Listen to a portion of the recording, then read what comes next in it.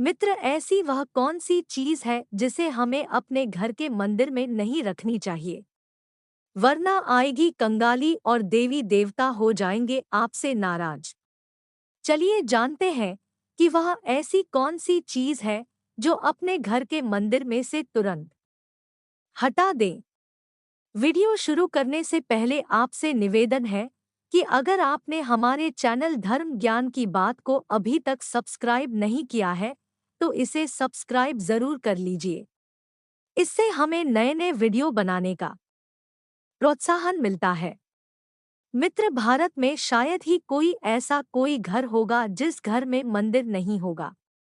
ज्यादातर तो सभी के घर में मंदिर होता है, लेकिन कभी भी मंदिर को अपने घर के बेडरूम में नहीं बनाना चाहिए। पूजा घर वह स्थान होता है जहां से सकारात्मक ऊर्जा का संचार होता है। इसलिए पूजा घर वास्तु शास्त्र के हिसाब से घर का मंदिर ऐसी जगह होना चाहिए जहां से सकारात्मक ऊर्जा पूरे घर में फैल सके और ऊर्जा का संचार पूरे घर में हो सके। कभी कभी मित्रों, जाने अनजाने में पूजा घर में हम ऐसी भी चीज रख देते हैं जिससे कि हमारे घर पर नकारात्मक असर पड़ता है। पूजा घर में कुछ ऐसे सामान होते हैं जो हमें नहीं रखने चाहिए। इससे माता लक्ष्मी नाराज होती है और ऐसी आदतें आपको कंगाल बना देंगी। इसके अलावा कुछ ऐसी भी चीज है जो पूजा घर में जरूर होनी चाहिए जिससे कि सभी देवी देवता आपसे प्रसन्न रहेंगे और माता लक्ष्मी अपनी अपार अनुकंपा आप पर बरसाएंगी। मित्रों, अगर आप भी बजरंगबली के सच्चे भक्त हैं तो कमेंट में जय हनुमान और जय सियाराम लिखना ना भूलें। आप इस वीडियो को लाइक करके कमेंट बॉक्स में एक बार जय जय बजरंगबली जरूर लिखिएगा और हमारे चैनल को लाइक और सब्सक्राइब जरूर करिएगा।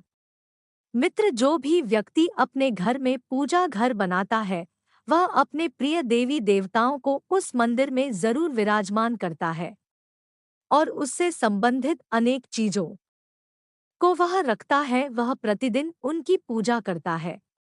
मंदिरों में हम पूजा पाठ का सामान भी रखते हैं और उससे संबंधित कुछ अन्य सामान भी रख देते हैं जो वास्तु शास्त्र के अनुसार ठीक नहीं है, क्योंकि कुछ चीज ऐसी भी होती है जिसको रखना अमंगलकारी होता है। अगर आपके मंदिर में भी ऐसी कुछ चीज है तो उन्हें तुरंत हटा दे। मित्रों, घर के मंदिर में स्वास्तिक अवश्य होना चाहिए क्योंकि स्वास्तिक आपकी घर की सुख समृद्धि और स्वास्थ्य का प्रतीक माना जाता है। यही मुख्य कारण है कोई शुभ कार्य करने से पहले स्वास्तिक अवश्य बनाया जाता है। इसलिए आप घर के मंदिर में स्वास्तिक जरूर बनाएं। धातु का स्वास्तिक भी आप खरीद करके रख सकते हैं। अपने मंदिर में रोली से स्वास्तिक बनाएं और उस पर कलश रखें। कलश सुख समृद्धि का प्रतीक माना जाता है। ऐसा करने से घर में सदैव समृद्धि और ऐश्वर्य बना रहता है। अगली वस्तु है शंख। शंख की उत्पत्ति समुद्र मंथन के दौरान 11 रत्न में से हुई थी। इसी कारण से शंख मां लक्ष्मी जी को अत्यंत प्रिय है। शंख की आवाज से सकारात्मक ऊर्जा का संचार होता है और वातावरण में उपस्थित जीवाणु नष्ट हो जाते हैं। इसलिए मंदिर में शंख जरूर रखना चाहिए। शंख की उपस्थिति से मां लक्ष्मी भी प्रसन्न होती है और उस घर में कभी भी धन की कमी महसूस नहीं होती। अगली चीज है घंटी। घर के मंदिर में जब घंटे की आवाज होती है तो उसकी आवाज से घर का वातावरण शुद्ध और पवित्र हो जाता है। जिन घरों में पूजा के दौरान घंटी बजाई जाती है उस घर में सभी नकारात्मक ऊर्जा दूर होती चली जाती है और सुख समृद्धि आने लगती है। मित्र, यह थी कुछ ऐसी वस्तु जिसे घर के मंदिर में आपको जरूर रखना चाहिए जिससे मां लक्ष्मी आपसे प्रसन्न रहे और आपके घर में धन दौलत बनी रहे। चलिए मित्रों, अब जानते हैं कि वह चीज क्या है जो आपको अपने घर के मंदिर में नहीं रखनी चाहिए। मित्रों, हम अपने मंदिर में अक्षत के रूप में चावल रखते हैं लेकिन कभी भी टूटे हुए चावल को अपने मंदिर में नहीं रखना चाहिए और उसके साथ ही पुराने चढ़ाए हुए चावल को भी अपने मंदिर में नहीं रखना चाहिए। इसके अलावा अगर आप चावल को भगवान को चढ़ाते हैं तो इसको हल्दी में भिगोकर ही चढ़ाएं। सफेद चावल को मंदिर में भगवान को अर्पित नहीं करना चाहिए। अगला है गणेश जी की मूर्ति। मित्रों, गणेश जी की मूर्ति विषम संख्या में कभी भी मंदिर में नहीं रखनी चाहिए।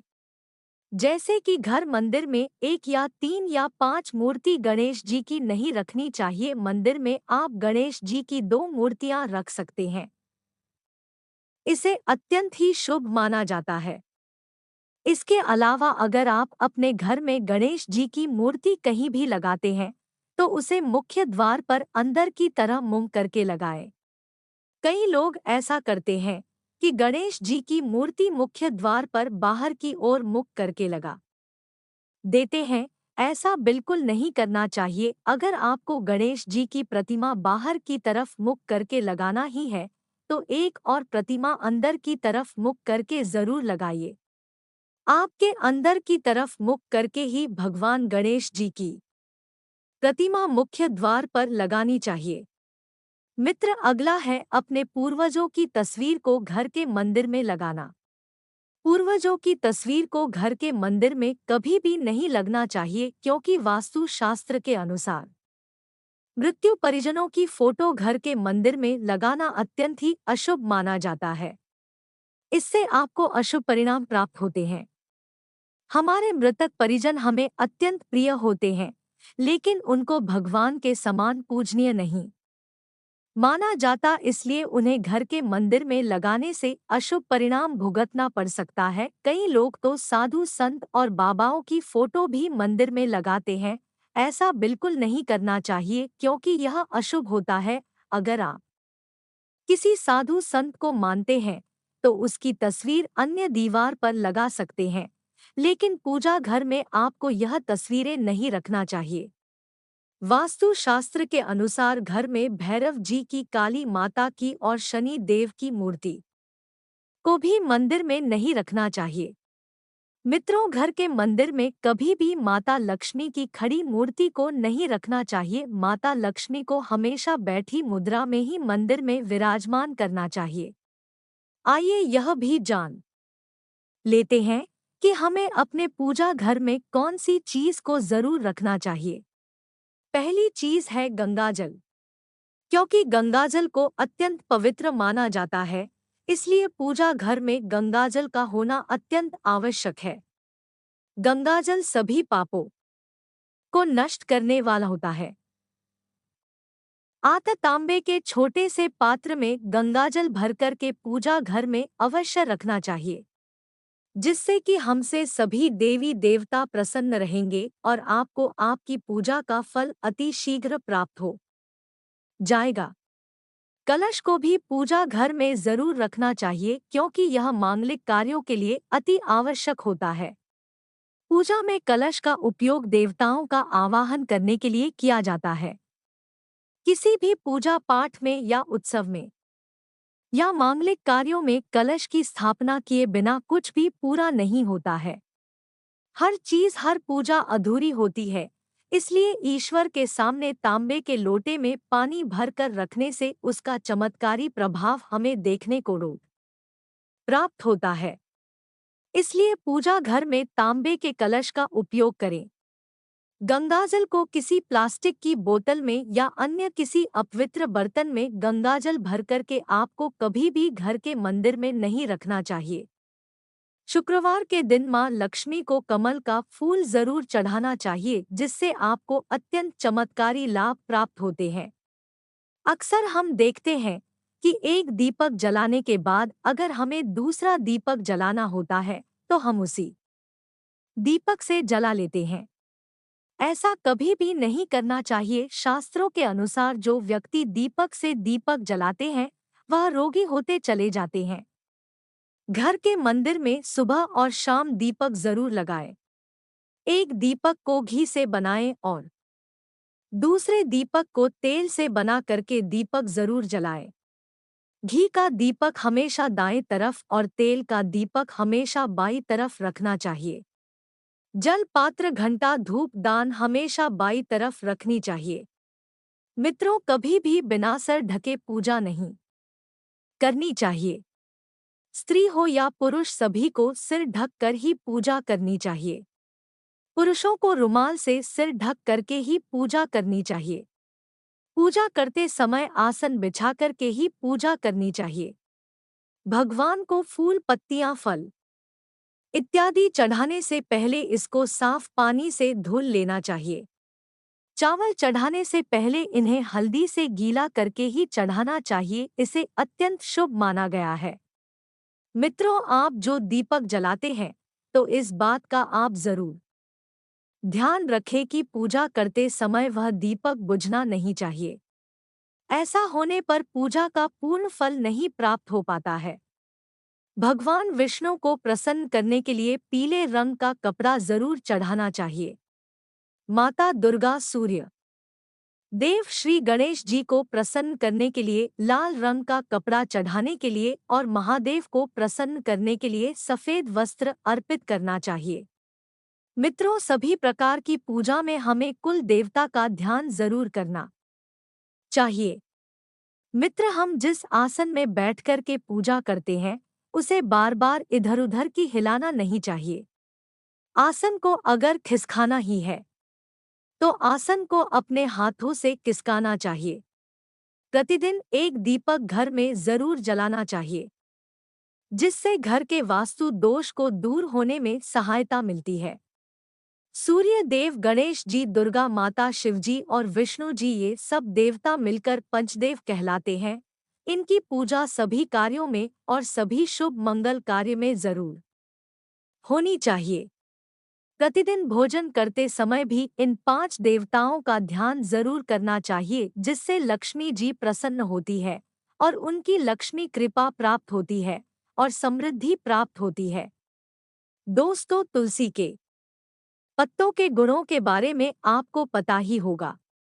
तुलसी के पत्तों को 11 दिन तक बासी नहीं माना जाता है। तुलसी के पत्तों को 11 दिन तक जल छिड़कर भगवान के सामने अर्पित किया जा सकता है, क्योंकि उसे बासी नहीं माना जाता है। इसी प्रकार दीपक जलाते समय सफेद बाती का उपयोग करना चाहिए, जबकि तेल का दीपक जलाते समय लाल बाती का उपयोग किया जाना श्रेष्ठ माना जाता है। घर में कभी भी खंडित दीपक नहीं जलाना चाहिए और खंडित सामग्री का उपयोग धार्मिक कार्यों में नहीं करना चाहिए। भोलेनाथ की पूजा करते समय उन्हें बेलपत्र जरूर चढ़ाना चाहिए और दान दक्षिणा जरूर अर्पित करना चाहिए, इससे पूजा पूर्ण रूप से सफल मानी जाती है। सभी पूजा पाठ करने के दौरान अपने अवगुणों को याद करके उन्हें छोड़ने का प्रण लेना चाहिए, इससे हमारी मनोकामनाएं जल्दी पूर्ण हो जाएंगी। भगवान शिव को हल्दी नहीं चढ़ाना चाहिए, ना ही उनको शंख से जल चढ़ाना चाहिए।